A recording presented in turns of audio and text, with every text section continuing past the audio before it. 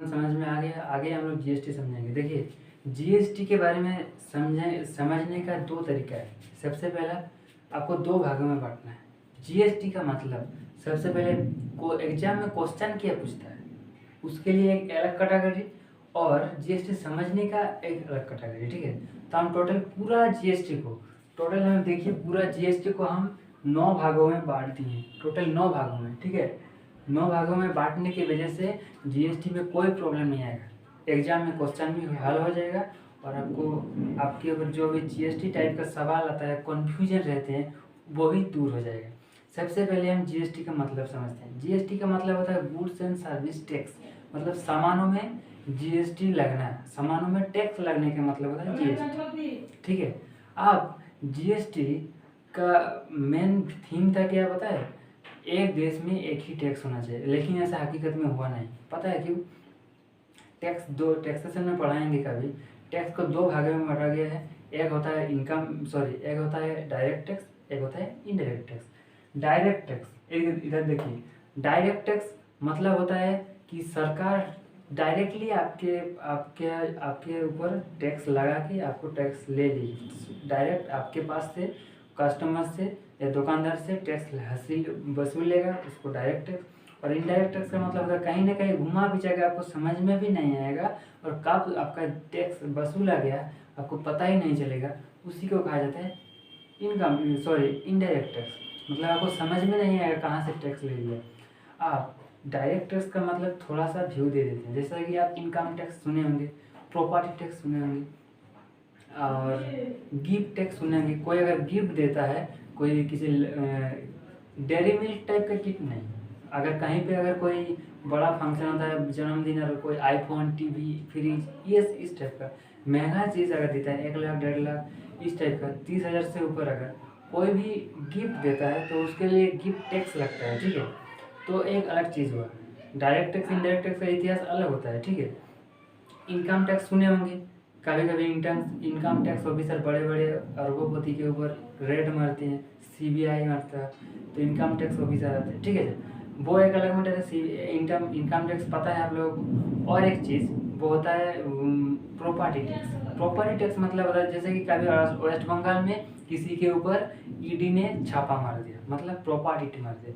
कभी कभी ऐसा होता है कोई पॉलिटिक्स वाले पैसा को प्रॉपर्टी में कन्वर्ट करते हैं, मतलब बड़े बड़े फ्लैट बना देते हैं, और उसमें उधर से इनकम होता है। ठीक है, तो ब्लैक पैसा को उसी तरीके से यूज किया जाता है प्रॉपर्टी के रूप में, मतलब सामान के रूप से, उसी को प्रॉपर्टी टैक्स कहते हैं, और इसके लिए ईडी चार्ज में है। ठीक है, मतलब इनकम डायरेक्ट टैक्स समझ में आ गया, और बाकी डिटेल में अलग से वीडियो बना के बता देंगे। इनडायरेक्ट टैक्स ही है GST.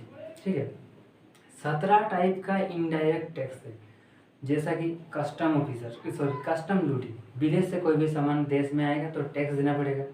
Service duty, exercise duty. ठीक है, वैट सिस्टम, भारत में तो वैट सिस्टम बहुत फेमस था। वैट का मतलब वैल्यू एडेड टैक्स। ठीक है, वैट तो वेरी फेमस था।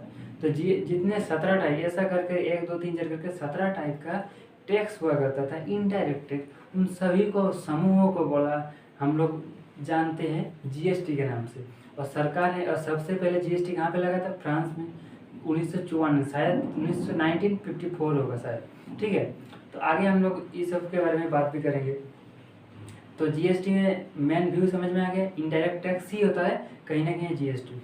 अब बताइए, कोई भी देश में डायरेक्ट टैक्स और इनडायरेक्ट टैक्स दोनों को मिलाकर अगर कोई टैक्स बनता है तो हम बोलते हैं कि टैक्स, भारत को देश से टैक्स हट गया है। लेकिन ऐसा नहीं हुआ है, सिर्फ इनडायरेक्ट टैक्स का ही समूह बनाया गया है, डायरेक्ट टैक्स का कोई समूह नहीं है। इसीलिए कहीं ना कहीं देखिएगा तो एक देश में एक टैक्स नहीं हो सकता। सिर्फ कहने से ही है, कहने पे आप कह सकते हैं कि जीएसटी का मतलब एक टैक्स एक देश। ठीक है, खैर ये सब अलग मैटर है। अब आगे देखिए, 2 नंबर स्टेप में, 2 नंबर में हम रखे हैं जीएसटी को कौन देना है, मतलब जीएसटी को किसको देना है। सिंपली समझिएगा, ज़्यादा कॉम्प्लिकेट कीजिए तो दिमाग खराब हो जाएगा। सबसे पहला 20 लाख से ज़्यादा या कम, 20 लाख से ज़्यादा या उतना अगर 1 साल का इन्वेस्ट होगा, जैसा कि आप समझ लीजिए कि आप कोई सामान खरीदे 20 लाख का। ठीक है, कोई कार वगैरह आप खरीद लिए 20 लाख का, और उसी कार को अगर आप बेच देंगे तो मान लीजिए आपका 22 लाख हो गया, तो 2 लाख प्रॉफिट हुआ कि नहीं? तो आपका कितना प्रॉफिट हुआ ये मतलब नहीं है, उसका मतलब सिर्फ 20 लाख में है। 20 लाख आपका इन्वेस्ट हुआ है, पैसा जहाँ पे हो मतलब उसको टैक्स देना पड़ेगा, चाहे कोई भी हो, गरीब हो या रिच हो, सबसे पहला। दूसरा नियम, अगर कोई एक स्टेट से दूसरे स्टेट में, एक राज्य से दूसरे राज्य में अगर कोई सामान खरीदेगा या बिक्री करेगा तो उसको टैक्स जरूर देना पड़ेगा, और वो टैक्स जहाँ पे बिक्री करेगा उसी के सरकार को देना पड़ेगा, ठीक है। 2 नंबर टैक्स हुआ। तीसरा टैक्स, ऑनलाइन में अगर कोई परचेज कीजिए, जैसा कि हम आपको समझाए थे कि लव मैरिज कीजिएगा, पत्नी खाना रात को बनाती नहीं है, नौटंकी करती है, झगड़ा रहना तो फिक्स है, खाना बनाने का जो मनमानी होता है वो तो डेली लगा रहता है लव मैरिज में। और लव मैरिज में कभी भी देखिएगा तो नौकरी, सरकारी नौकरी मिलेगा नहीं, तो आपको बिजनेस करना पड़ेगा, बिजनेस के लिए जीएसटी है जरूरी। और आप बताइए, खाना रात को नहीं बनाएंगे तो जोमेटो में ऑर्डर कीजिएगा ना, तो जोमेटो में अगर 50 रुपया का भी ऑर्डर कीजिएगा ना, तो आराम से समझ लीजिए उस 50 रुपये के वजह से भी आपको जीएसटी जोमेटो के लिए देना पड़ेगा। मतलब कुल मिलाकर ऑनलाइन भी आप कोई भी चीज़, फ्लिपकार्ट हो या अमेजन हो, कहीं पे जोमेटो हो, स्विगी हो, कहीं पे अगर आप ऑर्डर कीजिएगा तो आपको जीएसटी देना पड़ेगा। 3 जगह पे, 20 लाख और अदर स्टेट और ऑनलाइन, 3 चीज़ें समझ में आ गया। अब जीएसटी का क्लासिफिकेशन समझते हैं। देखिए जीएसटी को 4 भाग में बांटा गया। एक भाग होता है एसजीएसटी, दूसरा भाग सीजीएसटी, तीसरा यूटीजीएसटी और चौथा है आईजीएसटी, मतलब इंटीग्रेटेड जीएसटी। देखिए आईजीएसटी को डेस्टिनेशन जीएसटी भी बोला जाता है। हम आईजीएसटी में आएंगे तब बता देंगे, ठीक है।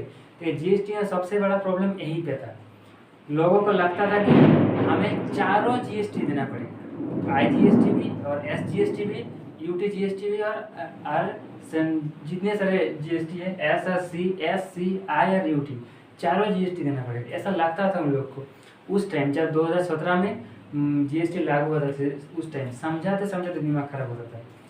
अब ऐसा नहीं है, चारों नहीं देना पड़ेगा। मान लीजिए आप मान लीजिए वेस्ट बंगाल में आप कोई भी सामान आप उत्पादन किए हैं, तो आप वेस्ट बंगाल में ही अगर बिकिएगा ना, वेस्ट बंगाल में ही उत्पादन करके वहीं उसी वेस्ट बंगाल में हम अगर बेच देंगे तो हमको 2 टैक्स देना पड़ेगा, एक सेंट्रल गवर्नमेंट को और एक स्टेट गवर्नमेंट को। 2 टैक्स हो गया। अब 2 टैक्स होने के बाद आपको पता है कि 10% मान लीजिए टैक्स होगा। अब कहा जाता था कि स्टेट गवर्नमेंट को भी 10% देना पड़ेगा और सेंट्रल को भी, मतलब 10-10, 20%। इसमें भी एक पंगा होता था कि सबसे पहले तो ये झमेला खत्म हो गया कि सेम स्टेट होगा तो आपको 2 टैक्स देने पड़ेंगे, अगर सीजीएसटी और एसजीएसटी। अब प्रॉब्लम आता है कि जब 10% जीएसटी देना है तो आप प्रॉब्लम यहीं पे था कि 10% स्टेट को और 10% सेंट्रल को, तो टोटल 20%, तो इसमें भी कहीं ना कहीं प्रॉब्लम था, तो ये भी कैंसिल हो गया। ऐसा नहीं होता है, जीएसटी होता है 10% और जीएसटी बिल में लिखा रहता है सीजीएसटी 5% और एसजीएसटी 5%, उसका आधा आधा होता है। जीएसटी जहाँ पे जितना लिखा रहेगा उसका आधा आधा होता है हमेशा, सेंट्रल जितना मिलेगा स्टेट को उतना ही मिलेगा, ठीक है। कभी भी कुल मिलाकर चारों जीएसटी किसी को देना नहीं पड़ेगा।